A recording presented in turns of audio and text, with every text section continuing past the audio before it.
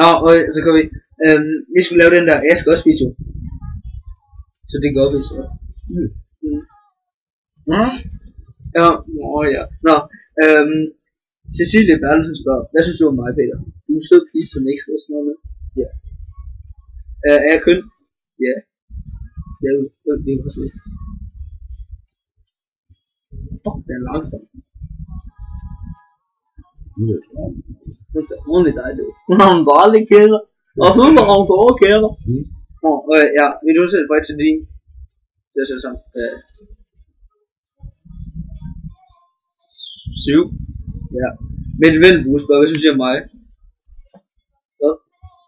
Jeg får ikke forstå lige skade. Hvad synes du? Men Vendelbo? Ja. Hun er flink. Så kæder. Det er noget tid siden jeg snakkede med hende, men ja, det synes jeg. Jeg har godt møde hende igen. Det kommer til nu. Ja. Ja. Men hun er flink. Ja. Og du ved godt, hun er godt. Men Vendelbo. Okay. Så spørger Nana Warborg, hvad synes I om mig? Ved ikke, hvem du er. Men det Vendelbo? Nej, Nana Warborg. Kender vi? Warborg? Nej, kender jeg ikke. Udsæt for til 10. Selv der. Hvem? Justin Bieber, One Direction. One Direction. One Direction. Ja. One Direction. Bacon eller kage? Helt klart kage. Bacon kage. Det er vel. Ej, pølsesvøb. Pølsesvøb. Du er ikke. Nå. Simone Donald Nielsen spørger, hvorfor laver så mange Askers videoer, Peter? Fordi jeg kan. Ja. Han kan det. Han kan det. Ja. Sande Holt Jacobsen spørger, hvad synes du om mig? Om mig! Pau starter. Ja, Pau starter. Ja. Men du er flink nok. Ja. Flink nok. Ja. Det siger jeg bare. Esma Kibar, hvad synes jeg om mig? Kibar.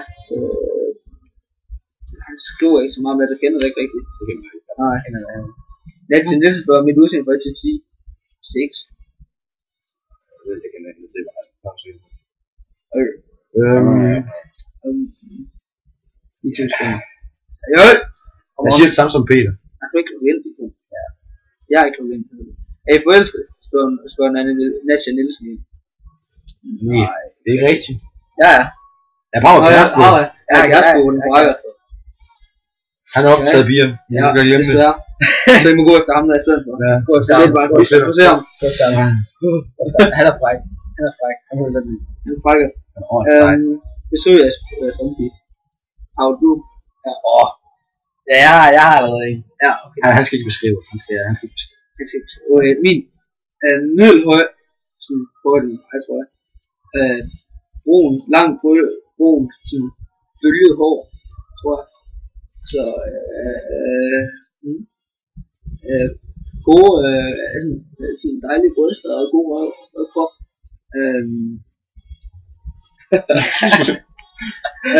Ja, så skulle jeg selvfølgelig være sød. Hårfarve er lidt lige meget. Okay høj.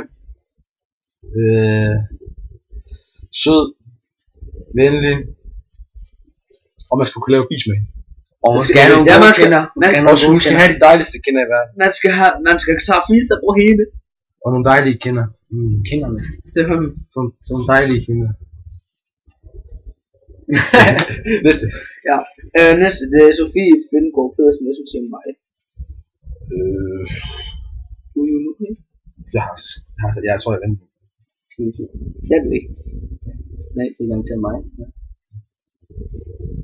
Du ser så ud. Du ser okay ud. Du ser rigtig okay ud. Du er flink.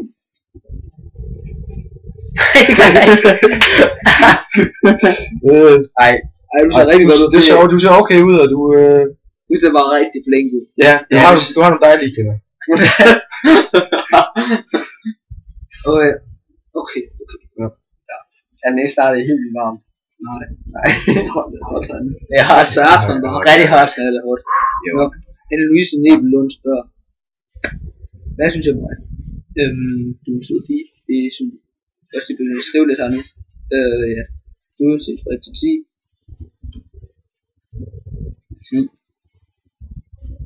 Ja, og er jeg pæn? Ja. Jeg kender hende ikke, så det...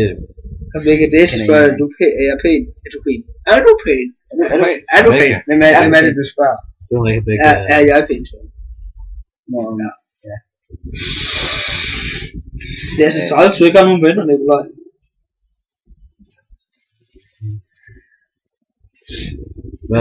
Hvad synes I om mig? Eller? Nej, er jeg pæn? Er du pæn? Just. Ja, okay. Okay, okay. Semi. Ja, semi, men det er også kun fordi jeg har en kæreste. Jeg vil ikke være ond. Ikke der. Ja, semi. Kan du ikke bare flytte dine fødder på det der stol der? Celine, hvad Lula, Bundgaard, hvad synes jeg mig? Hun ser fin ud på hendes profil. Ja. Jeg har set dig et par gange i Herning. Du virker flink, og så ser du okay ud. Ja. Vi har nærmest ikke skrevet sammen, men du er en rigtig flot pige. Jeg kunne godt tænke mig at skrive med dig. Ja, du er flot. Ser sød ud. Ja. Jeg kender dig ikke rigtigt, tror jeg. Men du virker til, at de andre drenge at være rigtig flink. Ja. Så... Der er sgu nogle spørgsmål. Ja, og Louise Frederiksen spørger rigtig mange spørgsmål. Kan I godt lide katte? Ja, vi er eneste som kattemennesker. Ja, jeg kan ikke lide katte. Selvom der er ingen af os, der er katte. Altså, en død kat kan være flink nok. Det smager sikkert dejligt. Ja, rigtig godt. Hvad er det bedste Nutella? Det er det der med striber i, man kan få i Tyskland. Ja, det der. Det der hvide, I kan det der hvide og brune, det der striberne. Ja, det er pisse dejligt. Mega Man dejligt. kan købe det i Tyskland, vi skal seriøst prøve det. Hvad er en hvidløgsbrosser? En hvad? Det En hvidløgsbrosser. Nej, det er noget, man presser hvidløg med. Ja, den er man sætter lyd, og så kommer kommer ud af bordet. Og så kommer sådan nogle ligesom orme ud. Åndssvagt. Orme? Nej. Der kommer noget orme ud. Elsker de spørgsmål selv er det bare pisse dejligt. Det er mega dejligt. Det er pisse dejligt. Det kan vi godt lide. Ja, det kan vi godt lide. Det er rigtig godt lide. Ja, det kan vi godt. Ja, det kan vi godt. Næsten. Kan I lide mit billede? Hvilket billede? Jeg ser hendes profil. Heller ikke. Tror jeg. Sikkert. Jeg ved ikke, hvad det er. Vidste I, at mange danske børn ikke er ordblinde? Eller er det? Eller det? Det er sgu ikke deres problem. Ja. Hvor hårde type alligevel. Og jeg er overvendt, tror jeg. Ja. Var det rigtigt? Ja, Ja, faktisk. det er rigtigt, det har jeg sagt. Det er i hvert fald, hvad jeg tror. Jeg ved ikke. Vi har fået dig fra. Vi har fået dig. Det vil hjælpe mig. Og det kærlige klask. Så er hende der Milla der. Milla Vejbad. Yndlingsfarve. Yndlingsfarve? Det er blå. Ja. Jeg vil nok sige en... Du vil sige grøn. Pink! Jeg har også den sort eller grøn nok. Ja. Slik okay. Slik. Ja, slik. Slik. Brunetter mod blondiner. Brunetter. Begge dele. Brunetter. Begge dele. Jeg er sgu ikke ligeglad. Og blondiner. Jeg kan lide begge dele. Du siger bare brunetter. Så kommer du lige i tanke om, at du har en kæreste af blondine. Det er fordi hun farver begge dele. Det er fordi hun farver sit hår. Det er fordi hun farver sit hår. Okay. Ja, det er pisse dejligt. Hvad er jeres mening om Justin Bieber? Han har én god sang. Ja. Én. Ja. Be Alright, ikke? Jo. Ja. Det er pisse godt. Største turn-off. Hun ser fucking klar mod. Det kan vi godt lide. Altså det første man ser på en date, sådan, det er udseendet. Ja, det vil sige. Hvis hun ligner sådan en et eller andet, der lige bliver skidt ud af noget meget, meget stort og ulækkert og lugtende. Jamen det første man ser, det er udseendet. Så vil jeg mig i. Så er man lidt fucked up, hvis det er en blind date. Ja. Ej. Hun skal selvfølgelig se okay ud, og skal hun bare være sød. Hvis hun ikke, hvis hun ikke ser godt ud, og hvis hun ikke er sød, så er det... Så er man meget. Største turneren. Altså hvis det er sådan første indtryk, så er det en dejlig røv. Jamen det er dejligt. Synes jeg. Ja, det er dejligt. Og ellers er det selvfølgelig, synes jeg, det er jeg vil sige, og ansigtet. Smil. Smil, og øjne. Smil, det er i hvert fald en af fangerne. Det er bare en fanger. Ja. Det er det bare. Og kenderne. Det er så dejligt.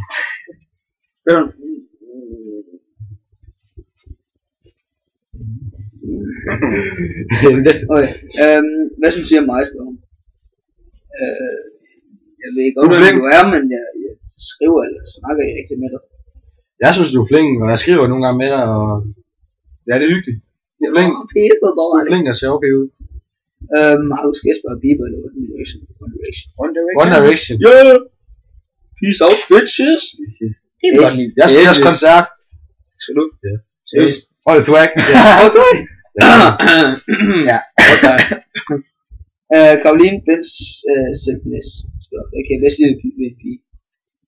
Men det kommer ikke an på, om det er førstehåndsindtryk, eller om det er sådan overall. Hvis det er overall, så er det selvfølgelig sådan... Hvis det er lidt længere, så er det selvfølgelig personlighed. Ja, det Altså, jeg synes, de skal være søde. Ja, altså rigtig søde. Det skal de jo. Det er 100. Man kan se pisse godt ud, hvis man er dum, så er det jo kæmpe tønder. Ja, så er det bare... Hvis man bare sådan... Hvis man totalt Blondine er mediedum, så... Ja, så bare sådan... Så går den ikke. Det er ikke sjovt. Så gider man mig. Så spørger hun, hvad synes du om mig? Kender dig ikke? Jeg kender det alle. Men til Jebsen spørger, hvor stor er spækken med? Stor nok. De er 11 cm i omkreds. Jeg kender det ikke. Nej, jeg kender det ikke. Ja, i omkreds. Diameter. En diameter. 11 cm i diameter. Ja. Det er det samme som omkreds. Nej. Nej, det er ikke. Okay, så helt meget rundt. Det er faktisk ikke så meget. Diameter, det er jo bare hele vejen. 11 cm. Hvis du smelter en lineal, så bare... Nej, der går først halv matematik. Ja. Nå. Ej, det ved vi ikke. Det ved vi ikke. Jeg er dum til matematik. Jeg kan ikke noget som helst. Vi må ikke lide pikkemand sådan hele tiden. Ej, og man får min kæmpe, så kan du få min anden kæmpe. Fuck, du har en stor hoved. Du har et lille hoved. Hvis vi bruger det, så kan vi... Ej, det siger jeg ikke. Ja, sådan der. Ja. Fuck, ja. Kan du se noget, Peter? Jeg kan godt se noget. Au, for helvede. Hvor Peter, du skal videre. Ja, det er roligt sådan der. Vi tager det sammen. Nej. Stop. Nå, Sofie Sand. Nej. Det var det. Ja. Christina Mørkbos er personlighed udseende i sin bil. Det har været svaret på. Det kommer ikke på igen, om det er lang tid eller førstehåndsindtryk. Peter, hvad synes jeg synes også snart. Ja, det er pissevigt. Jeg kommer så snart ikke til København. Hvor høj er I? Jeg er 1,92. 1,73, 74, tror jeg. Jeg er i 80. Ja, så tror jeg. Jeg må være 1,75 og 1,80 og 1,92, så det kan være det. Ja, 1,92. Og så spørger Jasmin Kastos, hvad er jeres livret? Det er jo ikke godt, det er lidt af værd. Det kommer an på, hvad jeg humør til. Ja, mine pandekær. Ja, det jeg havde pandekær, præcis. Kan du ikke lide pandekær? Ikke særlig meget. Seriøst? Oh god. Peter er altså stærkt. Og så hvis det er mad, så vil jeg sende sådan lige. Og for pandekær, det er ikke mad, eller hvad? Nej, men det er sådan, de ser. Hvad laver du? Den var rullen på. Nej, jeg ikke. Og nu ser jeg bare rigtig dum ud på New bare sige. Hvad synes du om mig? Det er Mathias Jeffersen, der skriver. Nej, det er ikke det. Okay, det er stadig. Du er en rigtig sød og dejlig pige, og jeg kunne godt tænke mig at skrive med dig eventuelt finde dag eller den. Kender jeg ikke? Jeg tror det, jeg kender. Mathias spørger, elsker jeg mig overalt på jorden? Du er en dejlig dude. Du er en dejlig dreng, det er du. Ja. Sofie spørger, hvad synes jeg om mig? Du er min bedste veninde, så jeg synes, du er en dejlig pige. Ja. Jeg har ikke snakket med dig så lang tid, men nu er vi begyndt at snakke sammen igen, og det er dejligt. Du er flink. Jeg snakker ikke så meget med dig. Det ved jeg ikke hvorfor. Men ja. Altså, yndlingstøjmærke. Der er mange. Ja. Der er mange. Just Junkies. Jones selvfølgelig. Just Junkies er mega fedt. Det er mega fedt. Hvad? Ja. Der er meget. Ja. Der er mange. Der er rigtig mange. Vinter eller sommer? Sommer. Nå, Stine Kjærsgaard Josef. Ja. Stine Kjærsgaard Josef. Hvad synes du om mig? Ja. Du er en rigtig sød pige, og det ved du også godt, jeg synes altså noget. Ja. Vil du have? Jeg ved ikke, du er flink nok, synes jeg. Du er flink nok? Ja. Du er flink nok? Ej, jeg synes du er virkelig flink og sød. Og vi har haft nogle mange problemer og sådan noget, men ja, du er flink og sød. Jo, ret. Samme ting. Byfest eller privatfest? Lidt af begge dele. Ja, det kommer an på igen, hvad man er humør til. Ja. Ja, det er det. Ja. Det er det, man... Hendes udseende fra 1 til 10. 10 vil jeg jo sige. 9,8. Jeg vil nok sige... Ja, en 8, tror jeg. Christina Redsted. Hvad kan jeg godt lide ved pige? Det har vi svaret. Hvordan skal jeres pige være? Har vi så svaret. Emilie Lundgaard. Hvad synes jeg om mig? Kender det ikke. Nej. Hvor høj er I? Har vi svaret. Sofie Sandsborg. Hvad synes jeg om røde piger? Om brede piger? Røde piger. Røde piger. Jeg skal også lige... Røde piger, det er bare. De er sådan nogle hardcore nogen. Dem er... De er vel okay. Så det er musikprofil. Jeg er sådan lidt bange for, at de vil piske sådan. At de kan finde på og sådan. Tag deres pisk med, og så klaske i. Det kunne jeg godt tænke dig, at Janne lige gjorde. Nej, det kommer nok. Det kunne jeg. Så står jeg. Helt seriøst. Ingen pisk. Ingen pisk. Nå, jeg bliver meget. Det er Annette Scherfstra. Hvad synes jeg om mig? Du er en rigtig sød pige. Flot pige. Ja. Og I kender hende nok ikke. Nej, jeg kender hende. Nej. Uanset for rigtig sige. 8. Jeg siger sammen med Peter. Tror I, at den fleste drikker vand? En fisk? Sikkert. Hvad fanden skulle den ellers drikke? Ja, jeg tror ikke, den drikker øl. Den drikker øl! Den lever Den drikker øl hele tiden! Det er spændt igennem. Ja. Nå. Maja Christensen spørger. Det dummeste, jeg har gjort. Aner det ikke. Det kan sådan en masse. Ej, det var sjovt. Ja, jeg kan også. Jeg har en masse, fordi at du har jo sådan set været min bedste ven i 11 år nu. Så jeg har en masse, men det er nok en af de dummeste ting, du har gjort. Hvad fanden var en af de dummeste ting? Hvad laver du? Jeg laver bare sådan en hjerte, fordi 11 år. 11 år, og så... Og så kommer der sådan, ja. 11 år. 11 års bedste ven, ikke? Du laver så mange dumme ting, Maja. Du tror, det er løgn. Videre. Hvad siger du? Hvad synes jeg om mig? Den er ven, ja. Du er mega flink. I hvert fald en af de flinkeste piger på skolen. Stort. Du er virkelig god veninde. Ja. Og det er helt enig. Ja. Du er så mega sej. Du er the champ, Maja. Du er fucking swag. Du er mega sej. Betyder jeg noget? Ja, selvfølgelig. Det gør du. Helt sikkert. Hvad skulle gøre uden dig? Ja. Du er skolens befrier. Ja. Du er skolens skud. Du er skolens alt. Ja. Tænke goddag. Dugani Christiansen spørger. Hvad er det dummeste, I har gjort? Det dummeste, jeg har gjort, det var nok at drikke tændvæske, dengang jeg var... det var fordi i børnehaven, der havde de været på lejretur. Og der skulle de bruge tændvæske, det der man tænder ild med. Det der flamberer helt vildt. Ja, jeg ved ikke, om det er tændvæske, ja. Men det er der ikke så mange, der ved. Men det, fordi hver gang jeg siger tændvæske godt, så tænker de, at det er sådan noget, der ikke brænder og sådan noget. Det er det der, man får på griller, så bare... Det er fucking spasser, det var. Det er ikke underligt, at du er så dum, som du er. Det er dårligt. Ej, jeg joker. Jeg ved ikke. Det er det dummeste, jeg har gjort. Jeg har fandme gjort mange ting. Det skulle jeg sige, jeg har også gjort rigtig mange ting. Nå, hvad synes jeg om mig? Ja. Pas. Ja, pas. Nå, var det det? Ja, det var det. Er det musik? Det kommer der selv, det kommer der lidt. Det var smart. Nå, det var det. Det var det. Hej, på helvede.